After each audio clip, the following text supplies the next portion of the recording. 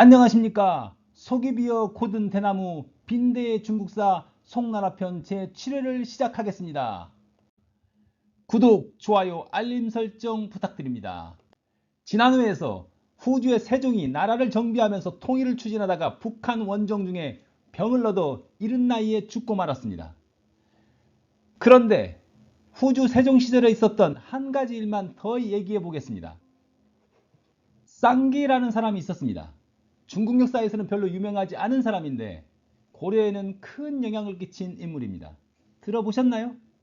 네, 고려 광종 때에 과거제를 한반도에 도입한 사람이죠. 그는 956년에 후주에서 고려에 사신단으로 왔다가 몸이 아파서 돌아가지 못하고 고려에 눌러 앉게 되었습니다. 아마도 광종이 그의 학식이 탐이 나서 붙잡은 것일 수도 있습니다. 여하튼 그는 고려에 귀화해서 수나라 때부터 중국에서 실시되어 오던 과거제를 고려에 도입해서 시행합니다. 본래 중국에서나 우리 역사에서 다 귀족이나 호족이 음서로 관직을 차지해서 권세를 부렸습니다. 5살 난 어린애한테도 관직을 내리곤 했죠. 이에 비해서 과거제도는 시험을 통해 관료를 선발하는 것이죠. 그래서 음서를 줄이고 귀족의 권세를 약화시키는 역할을 합니다. 즉 과거제도를 통해서 황제는 관료체제를 정비하고 황권을 강화하는 것이죠. 그런데 과거제도도 새로운 카르텔을 형성하는 폐단이 생겼습니다. 시험을 주관하는 주시관을 지공거라고 하는데요. 이 지공거와 급제자 사이에 커넥션이 형성되고 일종의 사단이 만들어집니다. 그래서 이런 폐단을 없애고자 송태조 조광유는 황제가 직접 주관하는 전시를 두어서 모든 급제자가 다 황제의 문화생이 되게 하였습니다. 전에는 향시와 성시에 2차시까지만 있었는데 전시라는 3차시를 둔 것입니다. 그런데 이 전시에서는 합격자를 선발하는 것이 아니라 성시 합격자들의 등수만 매겼습니다. 1등은 장원, 2등은 방안, 3등은 탐화하는 식이죠. 자, 다시 돌아가서 후주 세종이 죽었을 때가 959년 6월이었어요.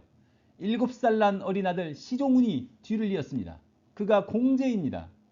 임금이 어리고 나라가 불안한 상태가 된 것이죠. 이를 주소국의라고 합니다. 주사오구의. 어머니 부태우는 정치적 수완이 있는 사람이 아니었어요. 전쟁과 정변이 끊이지 않는 시대였기 때문에 부태우는 앞으로 일을 걱정하면서 불안 속에 있었습니다. 그래서인지 조광윤을 귀덕절도사로 임명해서 보내버립니다. 귀덕은 지금의 상부인데요. 당시에는 송주에 속해 있었습니다. 그래서 조광윤이 나라를 세우고 국호를 송으로 한 것이죠. 그리고 이 귀덕은 나중에 남경 응천부로 승격되어 배도가 되죠. 그런데 이듬해 960년 원단, 즉 정월 초하루에 갑자기 북한과 거란의 연합군이 쳐들어오고 있다는 소식이 전해집니다. 신년 축하 분위기에 들떠 있다가 갑자기 날벼락 소리가 들린 것입니다. 놀란 부태우와 재상 범진은 정보의 진위가 불분명했지만 앞뒤재지 않고 귀덕절도사로 내보냈던 조광윤을 급히 불러서 병력을 이끌고 가서 적을 막으라고 합니다. 그래도 조광윤이 가장 믿을 만한 장소였던 것이죠. 조광윤은 병력을 이끌고 출정합니다. 그리고 1월 2일 저녁에 진교역이라는 곳에 이르러 병력을 점검하며 수경을 합니다. 진교역은 개봉에서 북쪽으로 황하를 막 건넌 지점에 있습니다. 여기 지도에서 빨간색으로 표시된 곳이죠. 이때 군중에서 천문을 잘 보는 묘훈이라는 사람이 해 아래에 또 하나의 태양이 떠서 검은 빛이 오랫동안 어울려 요동쳤다고 말했습니다. 그리고는 조광윤의 측근 초소부에게 이는 천명이다 라며 운명을 암시했습니다. 이 두 사람의 대화는 실제의 일처럼 병사들 사이에 급속히 퍼져나갔습니다. 그들이 퍼뜨린 것이겠죠. 진짜로 하늘에 해가 2개 떴을 리도 없죠. 묘훈이 그렇다니까 다들 그런 줄 알았겠죠.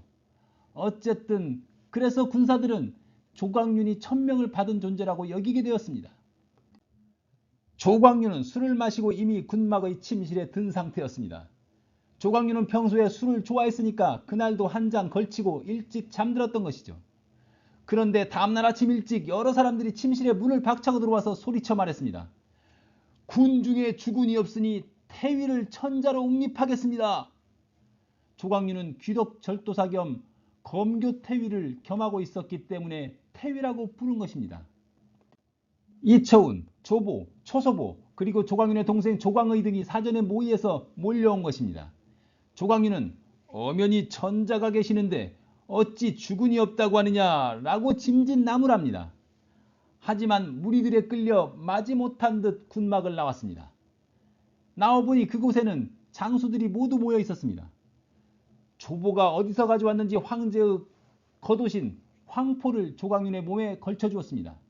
그러자 모든 장수들이 꿇어 엎드려 만세를 외쳤습니다.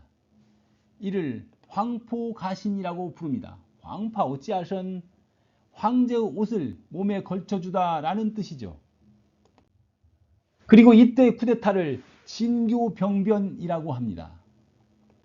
조광윤은 바로 수락하지는 않았습니다. 장수들에게 약속을 하나 해줘야 한다고 말하면서 소위 약법 3장을 발표합니다. 태후와 주상은 우리 모두가 북면하고 모셨던 분들이니 함부로 범해서는 안 된다. 대신들은 모두 나의 동료였으니 죽이고 능욕해서는 안 된다. 조정의 창고, 사대부와 서민의 집을 노략해서는 안 된다. 명령을 따르는 자는 큰 상이 있을 것이요 어기는 자는 그 가족까지 죽일 것이다. 여기서 이 노륙, 눌루라는 말이 죄인의 가족까지 연좌해서 죽이는 것을 뜻합니다. 조광윤이 이를 약법 3장이라고 말하지는 않았습니다. 약법 3장은 본래 한나라 고조 유방이 진해 수도 함양에 입성하면서 발표한 것인데 후에 이를 본받아서 간략한 약조 또는 임시 법규를 약법 3장이라고 합니다. 조광윤이 이렇게 말한 데는 이유가 있었습니다. 10년 전, 즉 950년 말의 일입니다. 후한의 은제, 유승우가 곽유를 죽이려고 하자 곽유가 거병해서 별량, 즉 개봉으로 쳐들어갑니다. 이때 곽유는 병사들의 사기를 위해서 개봉성의 노략질을 허용합니다. 그래서 개봉성이 난장판이 되고 맙니다. 왕은 곽숭위, 조광윤 등이 실상을 곽유에게 보고하고 말렸습니다. 그때서야 사태의 심각성을 인식한 곽유가 노략 금지를 명령했지만 한 번 탐욕의 눈이 먼 병사들이 그치지 않았습니다. 결국 곽유가 몇 명의 목을 벤 후에야 그칠 수 있었습니다. 이때 거란이 쳐들어왔습니다. 곽유가 적을 토벌하러 출병합니다. 군사들이 전주, 잔조에 이르렀을 때 장수들이 곽유의 몸에 황기, 즉 황새끼를 둘러주고 천자로 옹립하였습니다. 말하자면 황기가신이죠.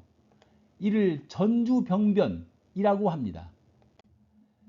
전주는 여기 빨간색 표시된 곳 정도 됩니다. 개봉에서 한참 올라간 곳이죠.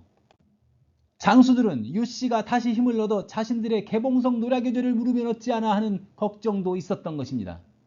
군사를 되돌려 별량으로 돌아온 곽유는 은제 유승우를 죽이고 유빈을 황제로 세웠다가 선양의 형식으로 황제에 오릅니다.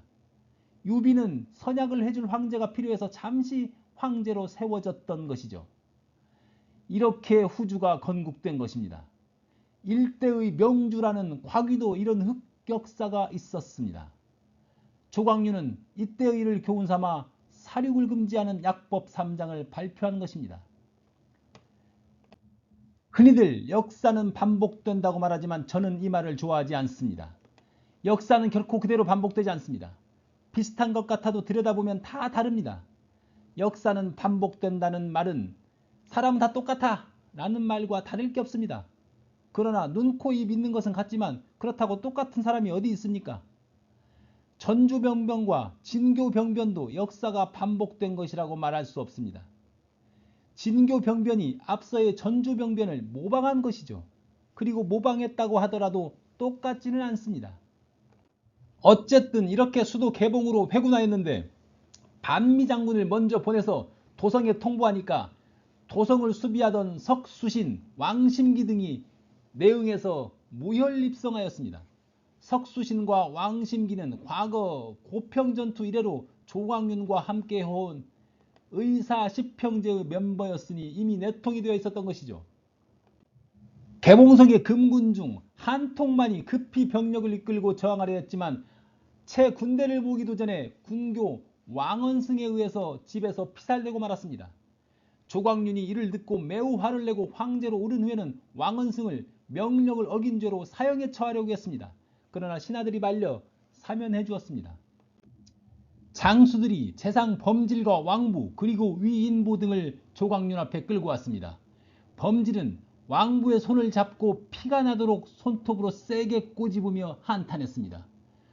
급히 장수를 보낸 것이 우리의 죄이다. 창졸 견장 오배지죄야. 창추 젠장 오배지죄예. 적이 쳐들어왔다는 그 보를 무턱대고 믿고 조광윤에게 대병을 주어 출병시켰던 것에 대한 후회의 말이었습니다. 그리고 조광윤을 질책했습니다.